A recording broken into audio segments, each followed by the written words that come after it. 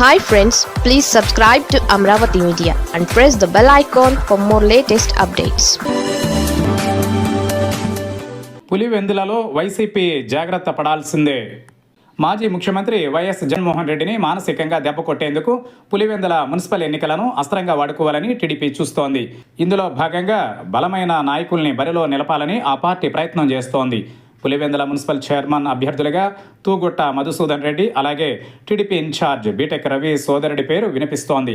పులివెందుల మున్సిపాలిటీలో టీడీపీ జెండా ఎగరవేయడమే లక్ష్యమని ఆ పార్టీ నియోజకవర్గ ఇన్ఛార్జ్ బీటెక్ రవి ఇప్పటికే ప్రకటించారు.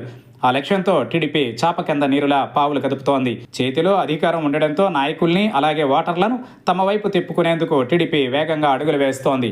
మరోవైపు పులివెందులలో వైఎస్ జగన్పై ప్రజలకు అభిమానం ఉన్నప్పటికీ దానిని సొమ్ము చేసుకునేలా వైసీపీ నడుచుకోవడం లేదు. ప్రజలతో వైసీపీకి సంబంధాలు చాలా మెరుగుపడాల్సి ఉంది. అది జరగకపోతే పులివెందుల జడ్పీటీసీ ఉప ఎన్నికల ఫలితమే పునరావృతం కావడం ఖాయమనే చర్చ జరుగుతోంది. పులివెందుల మున్సిపల్ చైర్మన్ అభ్యర్థిగా చవ్వ దుష్యంత్ రెడ్డి పేరు వినిపించింది. పులివెందుల రాజకీయ వ్యవహారాలని దుష్యంత్ కూడా చూస్తారని స్వయాన ఎంపీ వైఎస్ అవినాష్ రెడ్డి ప్రకటించారు. అయితే ఆ తరువాత పులివెందులలో దుష్యంత్ రెడ్డి పెద్దగా కనిపించలేదు. మరోవైపు టీడీపీ మాత్రం ప్రతి ఒక్కరిని కలుస్తూ రానున్న మున్సిపల్ ఎన్నికలలో పార్టీకి అండగా ఉండాలని కోరుతోంది.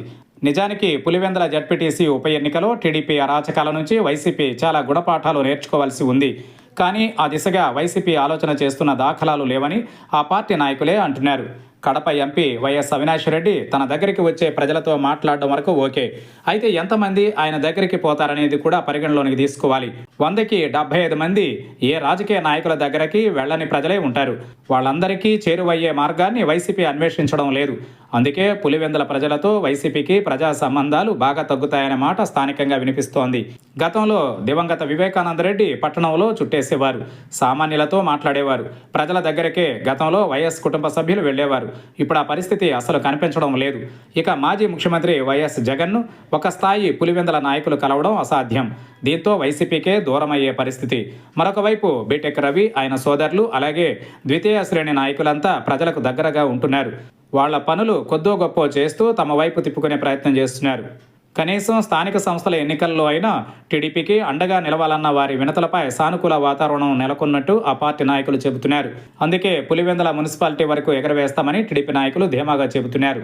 అసెంబ్లీ ఎన్నికల్లో మాత్రం వైఎస్ జగన్నే ప్రజలు ఎన్నుకుంటారని, ఆ విషయం తమకు తెలుసునని టీడీపీ నేతలు అంటున్నారు.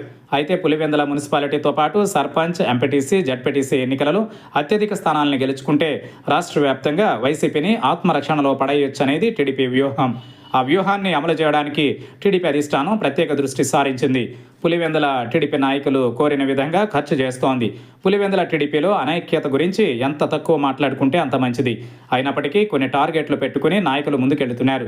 పులివెందులలో వైసీపీ తన పట్టు నిలుపుకోవాలంటే నాయకులు ముందుగా పోలంగాళ్లు, సత్రం బడి సమీపంలోని టీ స్టాళ్ల వద్ద ఏం మాట్లాడుకుంటున్నారో తెలుసుకోవాలి. ప్రజల వద్దకు నాయకులు వెళ్ళాలి. ప్రతిపక్షంలో ఉన్న వైసీపీ నాయకులకు ఇప్పుడు అంతకంటే పనేముంటుంది? పులివెందుల వైఎస్ఆర్ కుటుంబం అడ్డా అనే భ్రమలో ఉంటే రానున్న స్థానిక సంస్థల ఎన్నికలో భారీ మూల్యం చెల్లించుకోవాల్సి ఉంటుంది. అందువల్ల ముందే అప్రమత్తతో వ్యవహరిస్తే వైసీపీకి ఎంతో మంచిది.